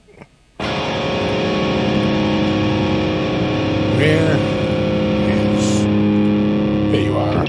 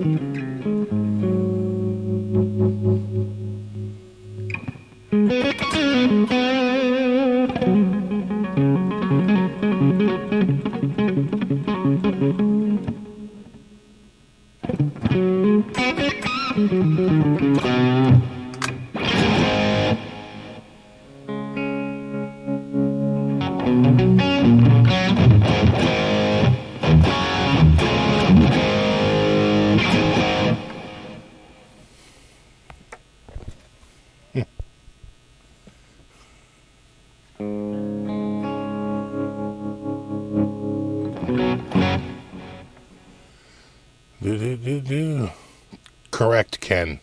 VOLA is an acronym. Voice of Life and Arts.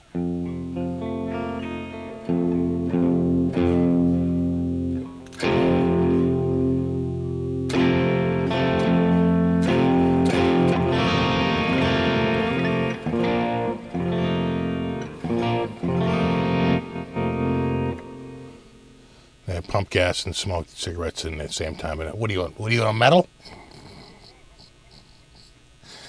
Okay.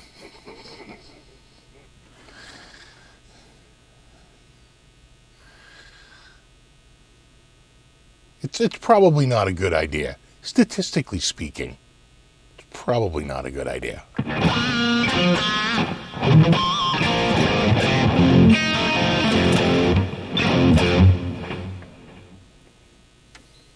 Amazon sucks. It seems everything being sent is defective or missing parts. Well, I very rarely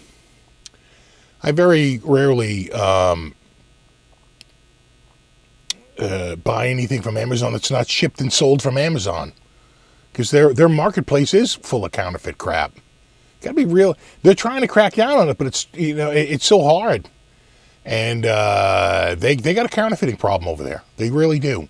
So I always go shipped and sold from Amazon, and that seems to cut the probability of getting garbage way, way down.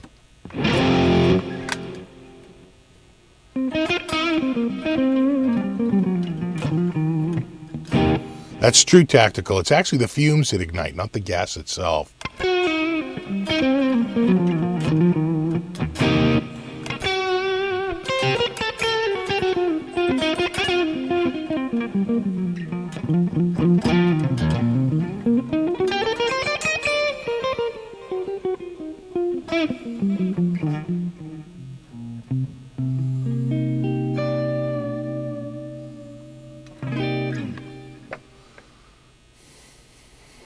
It's the explosion that causes the problem. It's not the fire.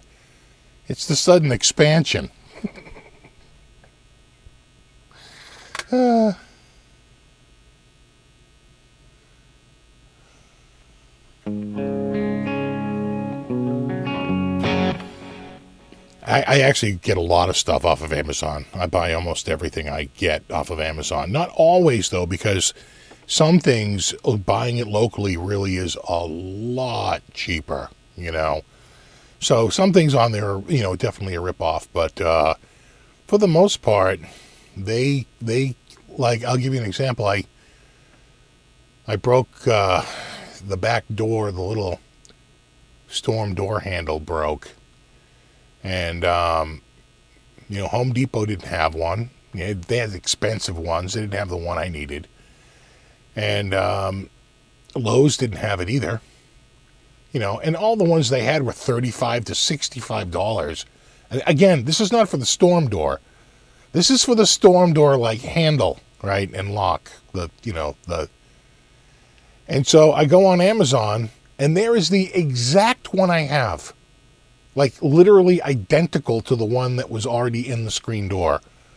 And it's $11.99 delivered. Free 1-day shipping. I mean, yeah, I like that. And I can tell you this too, they're a really good source for those Halloween masks. You know, if you go there like the first week in October, that's the best time to go, because everybody's got fresh stock on there, and they're all jockeying, and a lot of them will have the same exact product, so you'll see sort of a race to the bottom on price. Been pretty good. I've had some good luck on there with the Halloween masks. And I got a 4K monitor out of them. Beautiful, gorgeous 4K monitor by Philips. I had them up in the attic, and I paid $249 for those. And when I went to go buy it again, Amazon didn't have it, and the resellers were all $369, like $120 more. And so I was like, oh, no, I had to wait and wait and wait. Then Amazon got them back, and they still wanted like $319, and they finally fell back down to like $265 shipped and sold from Amazon. And I was like, that works. And I picked one up, which is friggin' gorgeous. The screen it's replacing is so old. It's got that, blacks are never black. They're just like, sort of like dark gray, and even then really not all that dark. Pretty bad.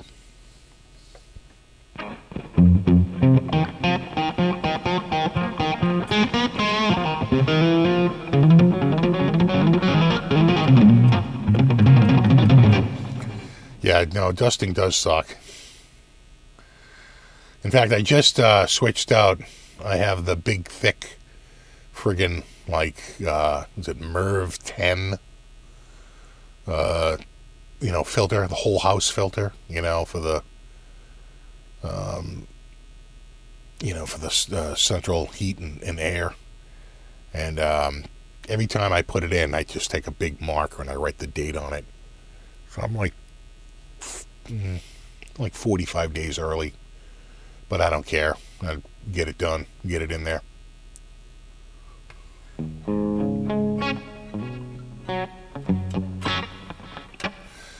Philips used to have an issue with the caps on the power board. Yeah, I doubt that Philips is even the same company anymore, right?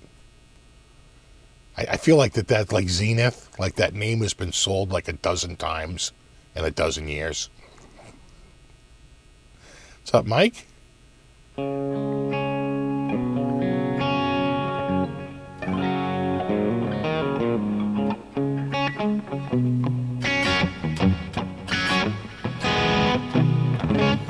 Put a piece of tape on the plate, yeah, with the date of the change. I just write it right on the side of the thing's like 4 inches thick. It's quite the filter. Works wonderfully. It's the only filter that they have there that can actually remove like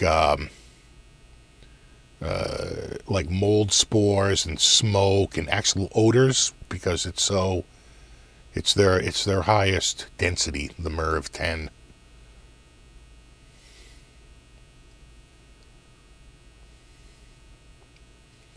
Landon says he purchased an i5 CPU last year. Someone replaced it with a Core 2 Duo. Damn.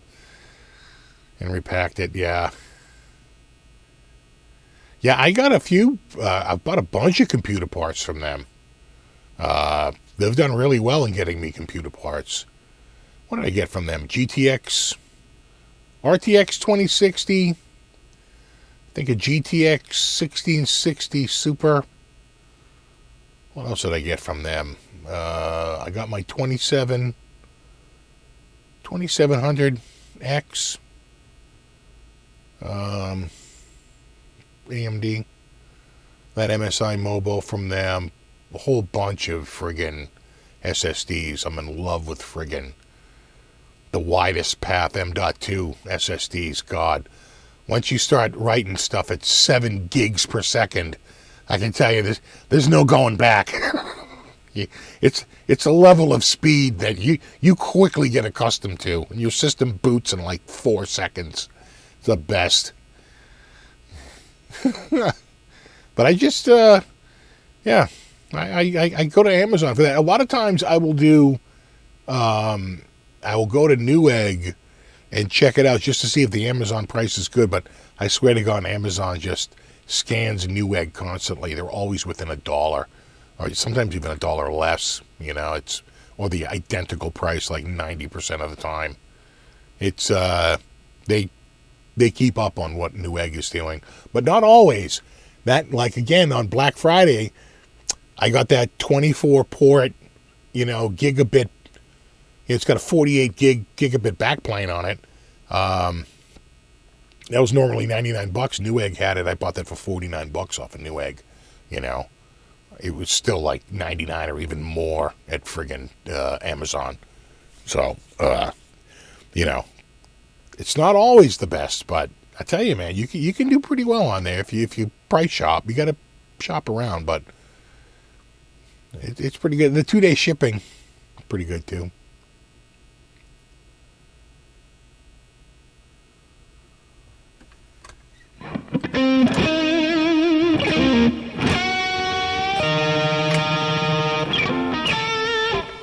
I don't know what's going on with eBay. I swear to God, eBay has like no listings anymore. Everything seems to be international.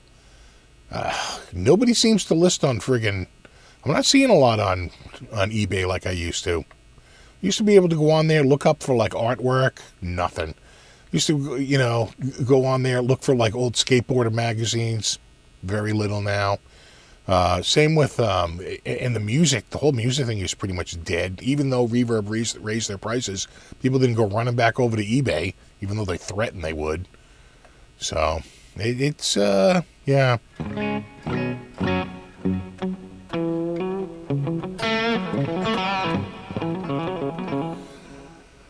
Where do you think the good deals are in musical equipment this year? See, if it's hard to say.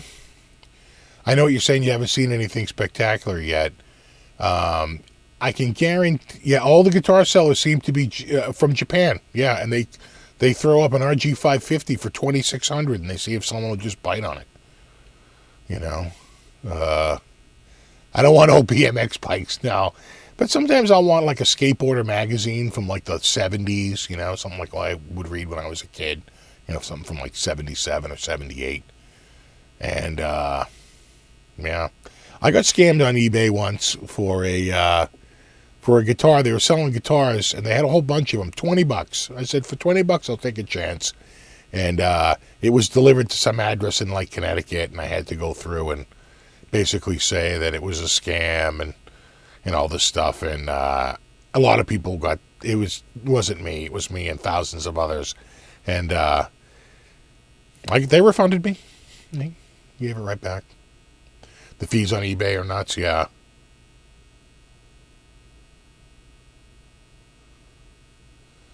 eBay, good deals for enterprising network. You used to be able to go on there and you could buy like a pretty expensive, a $30,000 compact ProLiant server for like $400 if you wanted to like learn, serious computing, not consumer or desktop stuff, like real back end stuff. But who knows if they're even doing that anymore.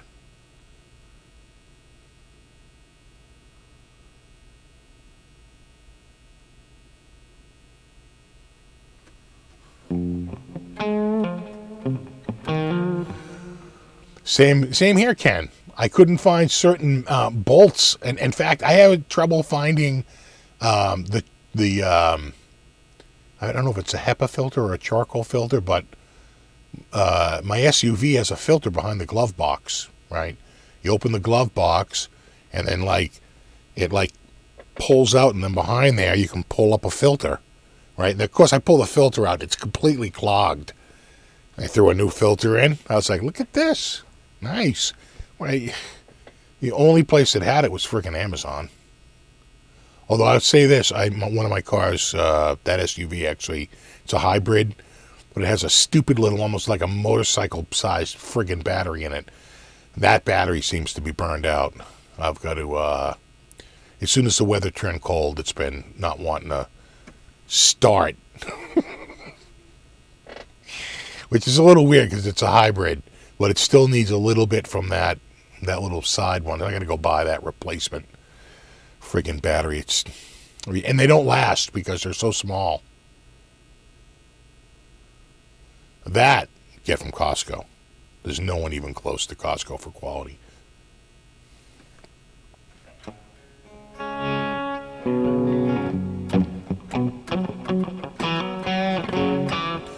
$10, man. Feel like the night has gone by quickly.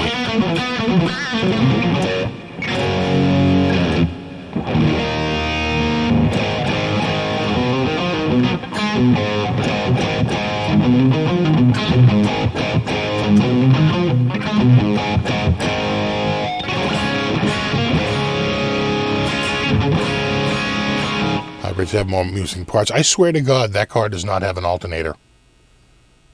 I don't think it does. I think that it uses... So if you think about it, a motor and a generator are kind of the same thing, right? One, you get electricity and voltage and you turn it to kinetic energy, right? That's the motor.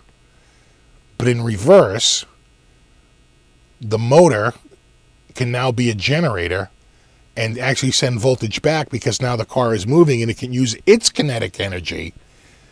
So when you step on the gas, you get voltage from the battery, right? Again, it's got a gas engine in it, but it's like a hybrid. But when you let off on the gas, the rotation of the wheels feeds the giant lithium, I guess it's a lithium polymer battery in it or something like that.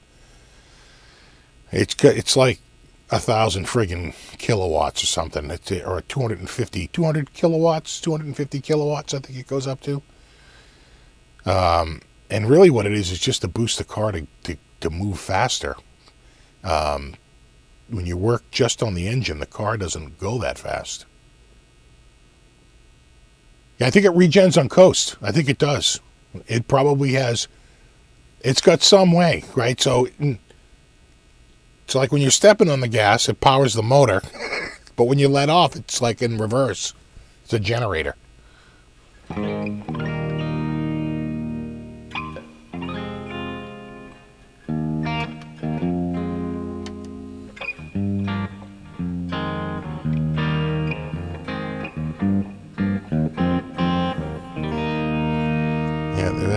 A turkey for you, a turkey for me.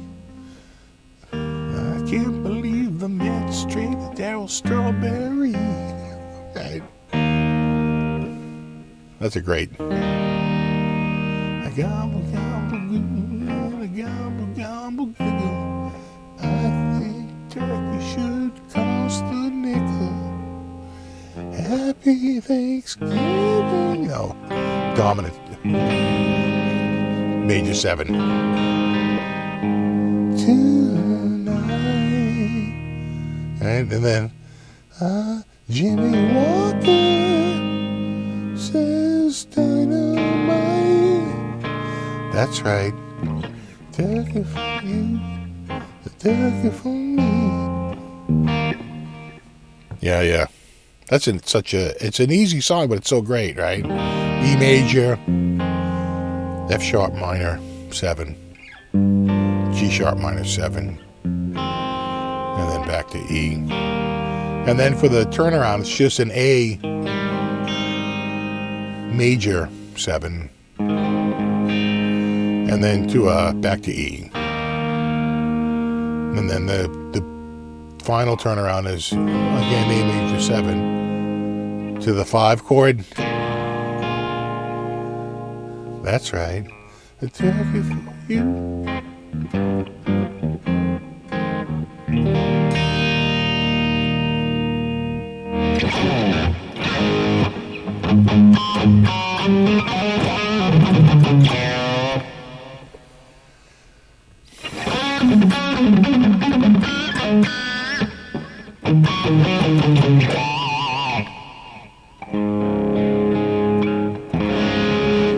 5-minute warning, man.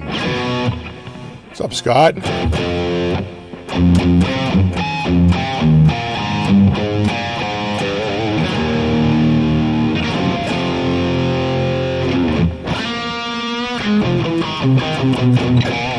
It's so funny because we were just talking about how cars are so much more reliable, and I went to Costco the other day, and this dude with an old pickup truck was like right in the tiny little entryway to get out of like this other main area into this other street, into this other thing, and that thing was just overheating. He was blowing all kinds of friggin' steam out of that hood.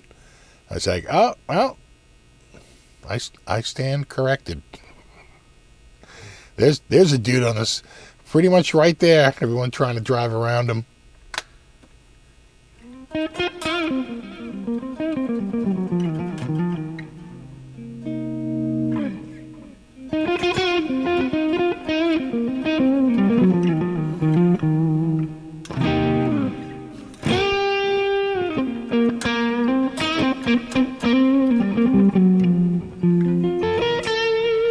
Yeah, Planes, Trains, and Automobiles. That's a classic. I remember the first time I heard Alice's Restaurant, too, and just being stunned that a song could go on that long, that they would play that on the radio commercial-free. And I had never heard it before, and I want to say I was, like 14 or 15 or 16, something like that. And I was like, damn, it was funny. All right, really painted a story. And I think it was based on a true story.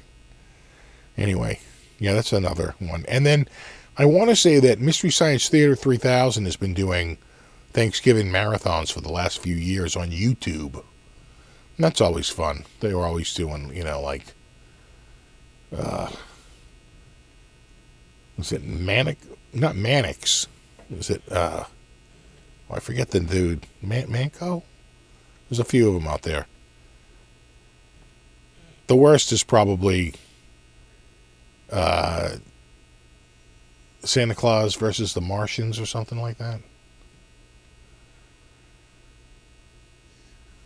Yeah, John Candy. What a crazy good movie that was. Perfect casting. Just perfect. With Steve Martin as the straight guy.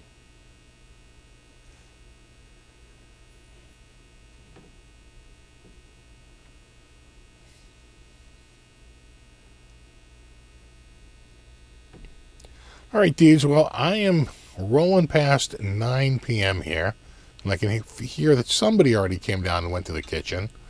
So I should probably wrap things up here. Happy Thanksgiving to everybody, my USA friends who are Thanksgivingers. You Canadians, you're done. Yours was done weeks ago. The American one. And so happy Thanksgiving to everybody. I'll see you next Saturday, and we'll compare notes. We'll see what happened on Friday, who's got what where, and maybe maybe we'll find some good sales somewhere. I'm sure we will. Usually there. All right, dudes. Have a wonderful week. Will I see you later tonight? Maybe, maybe not. Depends. I don't know. I'm kind of beat. I did a lot of leaf work today. We'll see if I can keep my eyes open. I'm feeling pretty tired, though. All right, guys. No, you rock. All right, dudes. Have a wonderful Thanksgiving. See you next Saturday. And until then, rock on.